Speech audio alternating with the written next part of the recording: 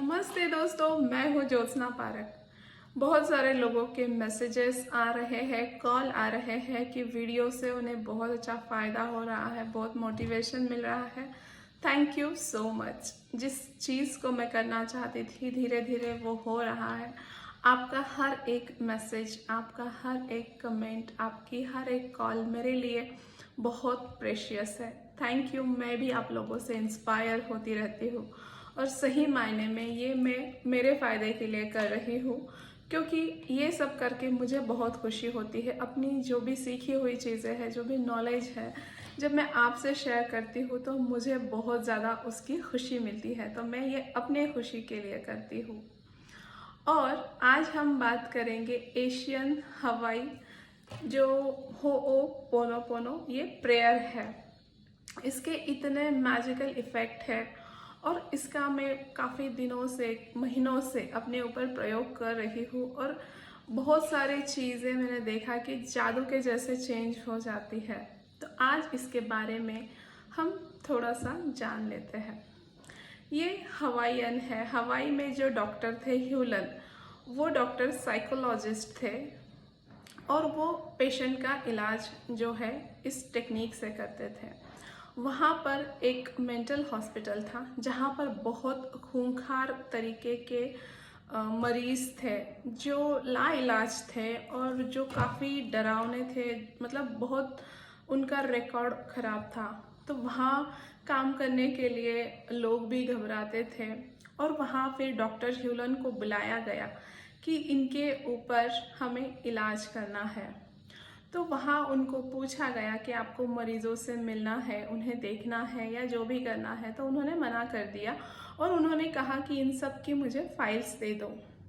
और उन सब मरीज़ों की फाइल्स को लेकर उनके ऊपर हाथ रखकर डॉक्टर ह्यूलन कुछ मंत्र बोलते थे, कुछ चैंटिंग करते थे। और देखते ही देखते धीरे धीरे कुछ महीनों में, 3 महीने के करीब, वो पेशेंट्स ठीक होना शुरू हो गए और अपने घर वापस जाने लगे। और धीरे धीरे वहाँ के सारे पेशेंट्स ख़त्म हो गए, सभी अपने चले गए वहाँ से और वो मेंटल हॉस्पिटल बंद करना पड़ा। तो वो क्या करते थे ऐसा जादुई टेक्निक जहाँ इतने खूंखार लोग इतने जल्दी ठीक हो गए?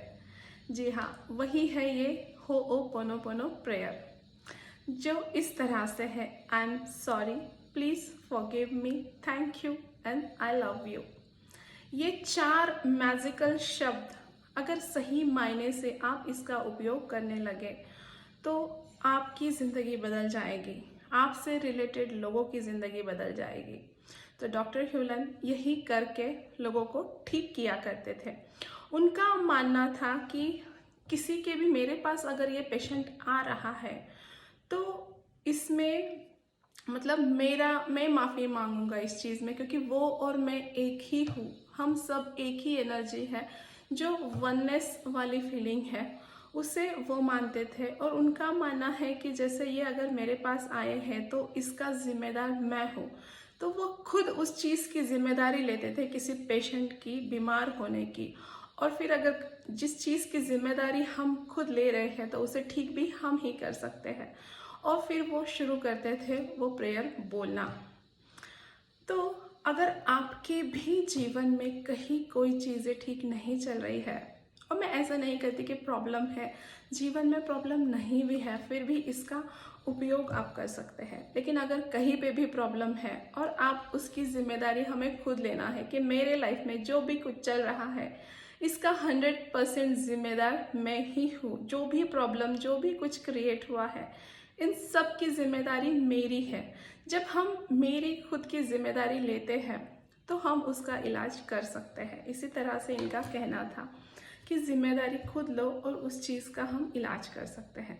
तो इसके मतलब इसका क्या मीनिंग है? जैसे आई एम सॉरी, जो कुछ हुआ है, हम नहीं जानते कि हमारी इस लाइफ में हम बहुत अच्छे हैं, बहुत कुछ हम कर रहे हैं, पर हम नहीं जानते कि पास्ट लाइफ में क्या हमने किया था, क्या हमारा पास्ट कर्मा था, क्या प्रॉब्लम था, किसको हमने तकलीफ दी है, किसको कष्ट पहुंचाए, हम नहीं जानते हैं। और आज के लाइफ में भी जाने अनजाने में कितने लोग हमसे दुखी होते रहते हैं और हमें इसकी खबर भी नहीं होती है।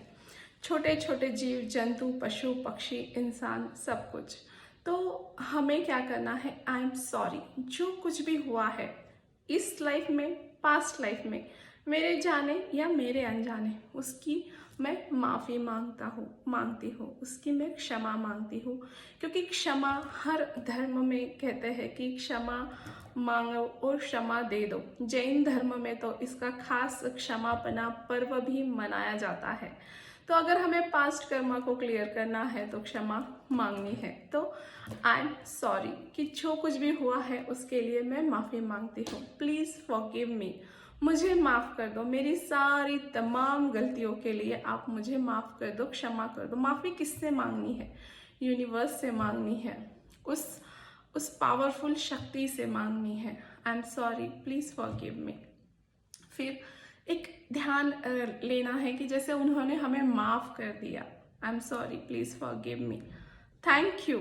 जो वो माफ़ कर रहे हैं, वो हमें ब्लेसिंग्स दे रहे हैं, उसके लिए thank you. And I love you, मतलब थैंक यू जो होता है वो ग्रैटिट्यूड के भाव है। और हम सब जानते हैं कि जीवन में जब हमारे ग्रैटिट्यूड बढ़ जाता है तो जीवन में हमारे सुख समृद्धि शांति आनी शुरू हो जाती है। तो उसके लिए फुल ऑफ ग्रैटिट्यूड के भाव में thank you and I love you. सब कुछ प्रेम है। प्रेम की ऊर्जा जब हमारे भीतर जागती है ना, तो आप देखोगे कि बड़े से बड़े प्रॉब्लम्स भी हील होना शुरू हो जाते हैं। तो आई लव यू, क्योंकि प्रेम की भाषा इंसान क्या जानवर भी समझते हैं अगर उन्हें प्यार से उनके साथ बात करो, या पेड़ पौधे भी इस भाषा को समझते हैं। और प्रेम हमारा वास्तविक स्वरूप है। आज की दुनिया के हिसाब से जो आसपास की स्थिति है, परिस्थिति है, कहीं ना कहीं नेगेटिविटी, जेलसी, स्पर्धा, ये सारी चीज़ें होती है। लेकिन जब हम प्रेम में जाते हैं तो एक अलग ही हीलिंग हमारे द्वारा होने लगती है। तो आई लव यू। तो ये 4 फेजेस है, और जब इन्हें आप चैंट करेंगे तो ऐसा नहीं है कि आपको I am sorry, please forgive me, thank you, I love you just एक बोलना है, नहीं। इनको आप जितनी शिद्दत से बोलेंगे, जितनी आपकी भावनाएं इसके अंदर ऐड करेंगे, जैसे आई एम सॉरी, जो कुछ भी हुआ है प्लीज़ फॉरगिव मी, मुझे माफ़ कर दो, थैंक यू, जो कुछ भी मुझे मिला है या तुमने माफ़ कर दिया इसलिए, एंड आई लव यू, कि मैं बहुत प्यार करती हूँ, मैं प्रेम हूँ, मैं प्रेम का सागर हूँ। जिस बार भी आप इतनी भावनाओं के साथ इसे बोलेंगे, आप देखोगे किस तरह से मैजिकल चेंजेस होने लग जाएंगे। अब ये करना कहाँ है और किसके साथ है? अब ये क्या है कि खुद की हीलिंग करना है। जब हम जिम्मेदारी लेते हैं प्रॉब्लम्स की, तो हम खुद ये करना शुरू करते हैं, और जब हम ये करते जाते हैं बार बार, तो हमारी हीलिंग होना शुरू हो जाती है बहुत स्ट्रांगली। तो ये जो है, इसका आप अलग अलग जगह पे यूज़ कर सकते हैं। कैसे? हर जगह जहाँ पर भी आप संतुलन लाना चाहते हैं, जो भी आपकी प्रॉब्लम आप क्लियर करना चाहते हैं, वहाँ इसको बोल सकते हैं। जैसे आपके कोई रिश्तों को आप ठीक करना चाहते हैं, तो उन रिश्तों को इमेजिन कीजिए और उनके साथ अपना कनेक्शन बनाकर वहाँ पर ये हो ओ बोनो बोलना शुरू कीजिए। I am sorry, please forgive me, thank you and I love you. उसके बाद अगर मतलब जो भी रिश्ते में प्रॉब्लम है, मेरी वजह से ये रिश्ता खराब हुआ है, उसकी जिम्मेदारी आप लीजिए। भले ही वो आपकी वजह से हुआ, किसी और की वजह से हुआ, लेकिन सुधार आप कर सकते हैं। तो उस रिश्ते को आप ठीक कर सकते हो, कितना भी खराब रिश्ता हो आप ठीक कर सकते हो। उसके बाद जो है आपका कोई भी ये जो प्रेयर है, ये आप लिविंग नॉन लिविंग थिंग्स के साथ भी आप कर सकते हो। जैसे आपके लाइफ में पैसों का प्रॉब्लम है, तो पैसों को अपने हाथों में लीजिए। जितने भी पैसे आपके पास है या जो भी पैसे हैं आपके पास, उन्हें हाथ में लीजिए और उन पैसों को बोलिए I am sorry, please forgive me, thank you and I love you. पैसों को क्यों बोलना है?